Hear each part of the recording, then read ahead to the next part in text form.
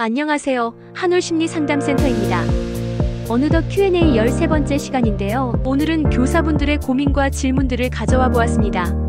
준비한 주제는 아이를 주의 집중시키는 방법, 우는 것으로 자리를 회피하려는 아이 공부가 재밌다는 것을 느끼게 하는 방법, 학생과 소통의 눈높이를 맞추는 방법입니다. 필요하신 부분만 편하게 시청해 주시면 되겠습니다.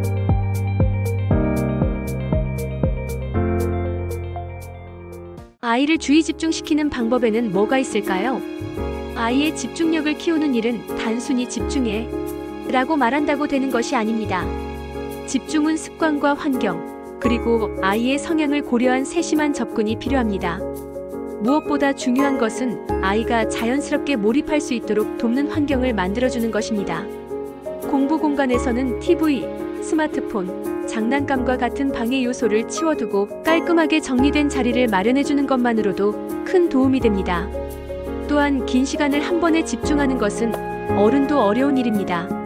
아이에게는 10에서 15분 단위로 작은 목표를 정해주고 짧은 휴식을 주는 방식이 효과적입니다. 이를 쪼개기 학습이라고 하는데, 타이머나 체크리스트를 활용해 아이가 스스로 진행 상황을 눈으로 확인하게 하면 성취감을 더 크게 느낄 수 있습니다. 아이들은 가만히 앉아있는 것 자체가 힘들기 때문에 중간중간 몸을 움직이거나 간단한 스트레칭을 하는 것도 좋습니다. 오히려 이런 움직임이 집중력을 유지하는 데 도움이 됩니다. 또 아이가 좋아하는 캐릭터나 관심사를 학습에 연결해주면 몰입도가 훨씬 높아집니다. 예를 들어 공룡을 좋아한다면 수학 문제 속에 공룡 이야기를 넣어주는 식이죠. 칭찬과 보상 역시 중요한 역할을 합니다. 다만 결과보다는 과정에 초점을 맞추어야 합니다. 문제를 다 맞췄다는 결과보다 끝까지 앉아서 해냈구나라는 과정 중심의 칭찬이 집중 습관을 강화합니다. 여기에 매일 비슷한 시간과 순서로 공부하는 루틴을 만들어주면 아이의 뇌는 자연스럽게 이 시간은 집중하는 시간이라고 인식하게 됩니다. 마지막으로 충분한 수면과 규칙적인 신체 활동은 집중력 향상의 기본입니다. 피곤하거나 에너지가 쌓인 상태에서는 어떤 방법을 써도 집중이 잘 되지 않기 때문입니다. 따라서 아이의 생활 패턴을 균형 있게 유지해주는 것이 무엇보다 중요합니다. 결국 아이의 집중력은 강요보다는 환경과 습관, 그리고 작은 성공 경험을 통해 서서히 길러집니다. 아이가 즐겁게 몰입할 수 있는 조건을 마련해주고 스스로 성취감을 느끼게 해준다면 집중력은 자연스럽게 성장하게 됩니다. 혼내는 것이 아닌데도 우는 것으로 그 자리를 회피하려는 아이는 어떻게 대응해야 할까요? 아이들이 혼나는 상황이 아님에도 불구하고 울면서 자리를 회피하는 경우가 있습니다. 이것은 아이가 버릇이 나빠서가 아니라 그 순간의 감정을 감당하거나 표현하는 방법을 아직 잘 배우지 못했기 때문에 나타나는 자연스러운 반응일 수 있습니다. 즉, 울음은 저는 지금 힘들어요, 이 상황이 감당되지 않아요 라는 신호로 볼 수 있습니다. 이럴 때 부모가 가장 먼저 해야 할 일은 아이를 억지로 진정시키려 하지 않는 것입니다. 그만 울어라는 말은 오히려 아이를 더 불안하게 만들 수 있습니다. 대신 속상했구나, 마음이 힘들구나와 같이 감정을 인정해주면 아이는 이해받고 있다는 안정감을 느낍니다. 하지만 울음을 회피 수단으로만 사용하게 되면 아이는 어려움을 마주하는 힘을 기르지 못할 수 있습니다. 따라서 잠깐의 휴식을 허용하되 반드시 다시 상황으로 돌아올 수 있도록 도와주는 것이 중요합니다. 지금 너무 힘들면 잠깐 쉴까? 그 다음에 다시 이야기해보자라고 제안하는 식입니다.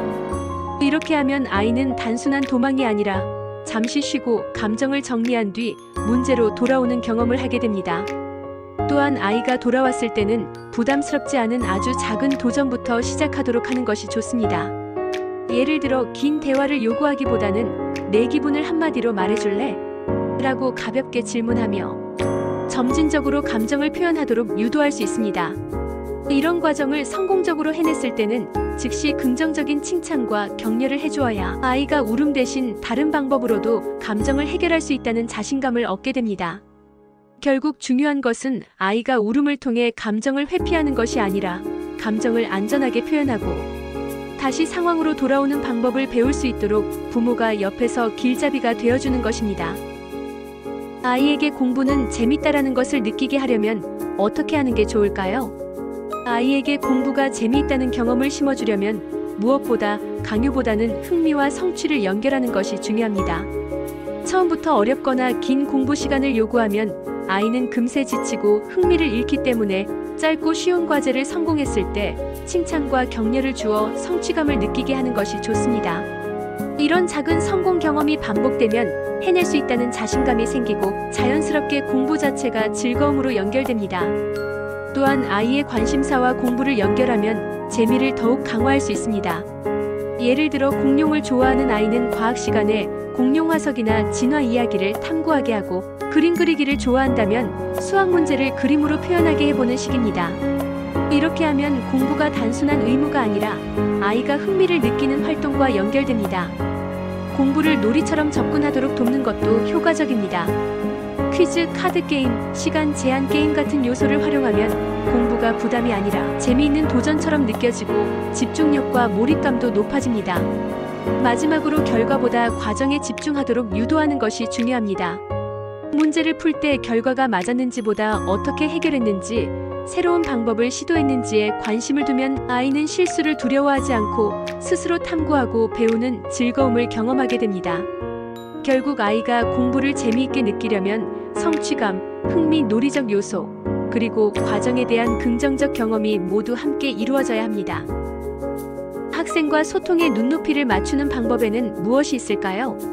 학생과 소통할 때 눈높이를 맞추는 것은 단순히 말투를 바꾸는 것을 넘어 학생의 생각과 감정을 이해하고 공감하며 그들의 세계에서 의미 있는 방식으로 다가가는 것을 의미합니다. 첫째, 적극적인 경청이 필요합니다. 학생이 이야기할 때 끊지 않고 끝까지 들어주고 그 내용에 대해 질문하며 관심을 보여주면 학생은 자신이 존중받고 있다고 느낍니다. 이때 판단이나 즉각적인 조언보다는 공감과 이해를 먼저 표현하는 것이 중요합니다. 둘째, 언어와 표현 방식을 학생 수준에 맞추기입니다. 너무 전문적이거나 어려운 말로 설명하면 거리감이 생기고 너무 단순하게만 말하면 무시당한다고 느낄 수 있습니다. 학생의 연령, 관심사, 이해 수준을 고려해 적절한 예시와 비유를 활용하면 이해와 친밀감을 동시에 높일 수 있습니다. 셋째, 공통 관심사나 경험을 활용하는 방법도 효과적입니다. 예를 들어 게임, 스포츠, 음악, 유튜브 등 학생이 좋아하는 주제를 대화에 활용하면 자연스럽게 마음의 문을 열게 됩니다. 넷째, 비언어적 소통도 중요합니다. 표정, 제스처, 시선, 목소리 톤 등으로 친근함과 관심을 표현하면 말로 전달되는 메시지 이상의 신뢰와 안정감을 줄 수 있습니다. 마지막으로 권위보다는 협력적 태도를 유지하는 것이 필요합니다. 명령이나 지시보다 함께 고민하고 해결책을 찾아가는 방식으로 접근하면 학생은 대화에 적극적으로 참여하게 되고 자연스럽게 눈높이가 맞춰집니다. 즉, 학생과 눈높이를 맞추는 것은 단순한 말의 조정이 아니라 공감, 이해, 관심, 친근함, 협력이라는 5가지 요소를 통해 학생의 세계에 진심으로 다가가는 과정입니다. 아이가 실수하더라도 지켜봐주고 작은 성취에 함께 기뻐하며 그 과정 속에서 즐거움을 찾도록 도와주세요. 중요한 것은 강요가 아니라 이해와 공감, 그리고 흥미와 자신감을 연결하는 것입니다. 영상을 시청해주셔서 감사합니다.